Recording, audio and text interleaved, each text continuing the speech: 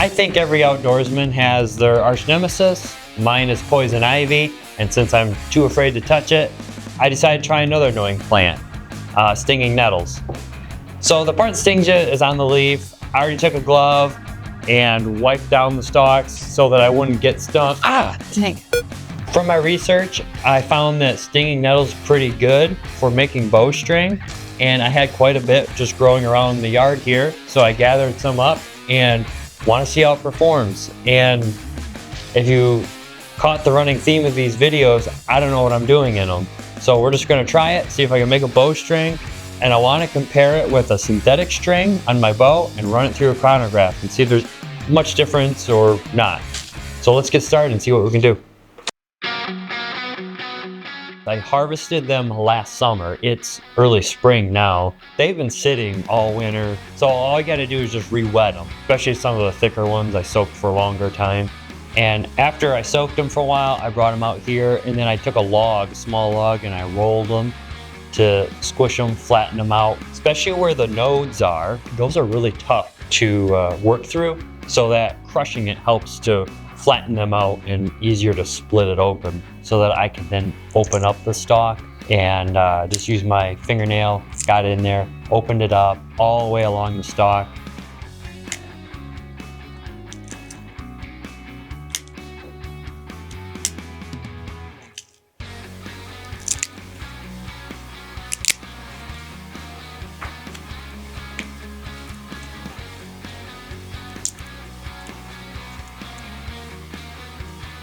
Doing all this I learned through reading, but I also did watch some videos of how to do this, so I had a visual cue of how to peel it off, because just reading it I had a hard time kind of figuring out exactly what to do with your hands and how to peel it or to start it, even doing the string, and that really helped a lot. After I split them open, you then bend them and break them, and then your fibers will begin to peel.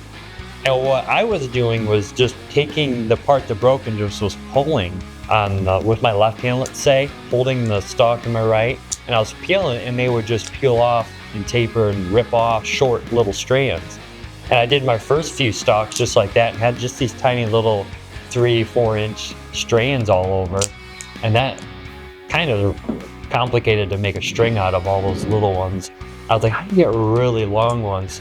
And watching a YouTube video on it, I did see a guy who was using his, if you're right-handed, using your right index finger to do all the pulling away from the fibers. And just keep light pressure with my left hand, and I used my right index finger just to do all the pulling and bending of the stalk. And that allowed me to get much longer strands. That worked out a lot better.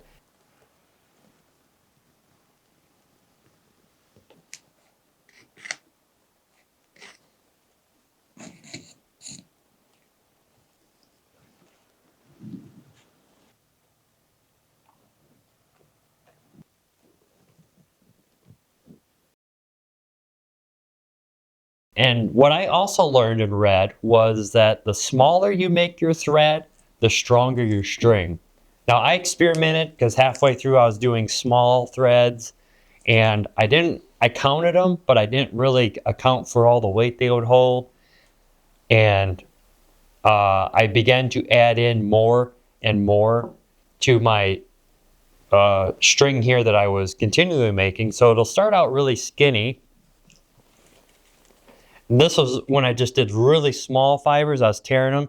This is really tedious. It took me a long time tearing these to really fine fibers and then weaving it. And it made a really nice fine string, but it looked a little bit small in diameter. So I kept adding and adding a little bit more, and it got bigger and bigger. And I decided, let's add in bigger fibers, and I want to see what that does. So as I kept going on this continual rope and string here, I added in bigger fibers, and that made it much coarser and rougher. And I don't know what the strength will be on it. I'll be curious, but I definitely think the finer route is the way to go. You get a much smoother feel on your fingers from what I can see, and I imagine you can get it strong enough. I just don't think I made it thick enough to hold the poundage of bow that I'm looking for. but we'll see. I still want to tie it up to the bow and see what it does. Now, if I was just doing rope, I think the course would be fine. I think that would be strong, and I think it would be fine. But when you're looking to put an arrow on it and you want comfort on your fingers, but yet strength and efficiency, I think the finer route is the way to go.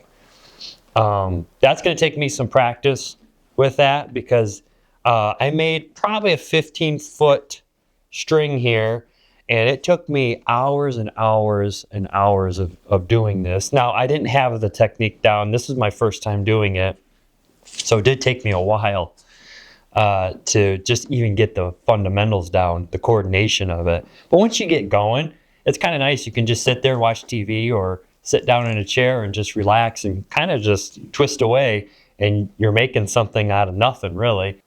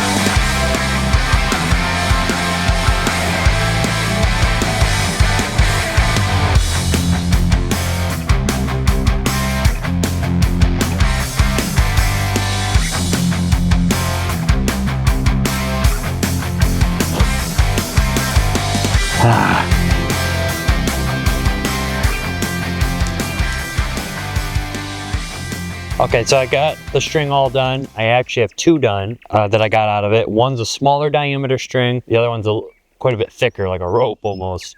I'm gonna try the smaller one first. I think it's too small. I'm anticipating it to break, but we'll see. This is my first time stringing it.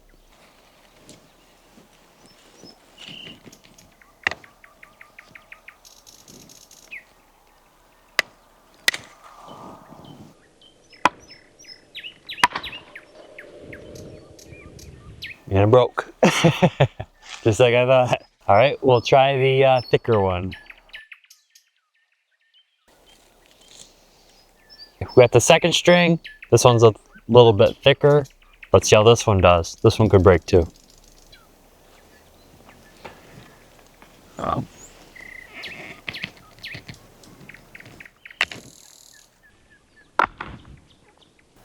it did. Darn. Okay, this is still a thicker string. It did break. I restrung it up. I had enough left to tie it again. Let's see if it breaks again. If it keeps breaking, it's definitely a fail.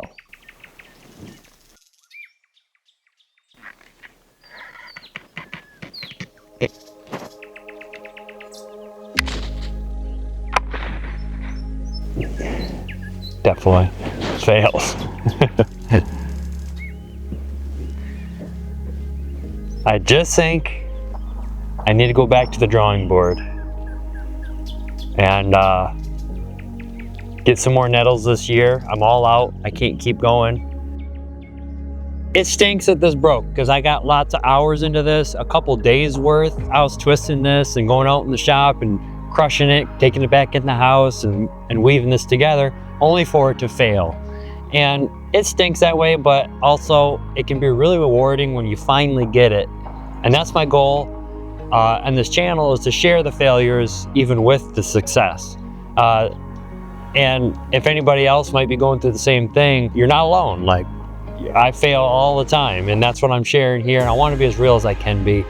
So same with the bow. I failed many times over the course of years, and to finally get a successful bow, and I was so excited when that finally happened. And I'll be excited when I can finally get a good bowstring that lasts a long time and performs well. And I want to be sure to record it and share it on this channel when I do it. So I also want to use it as an encouragement to you that if you're struggling in a skill, trying to learn something, don't give up, because it's worth it. It's worth the victory once you get there. And many failures leads to a success if you learn from them, and it's so rewarding at the end of the day, and you'll be really happy that you did it. Hope you enjoyed how to not make a Nettles bowstring.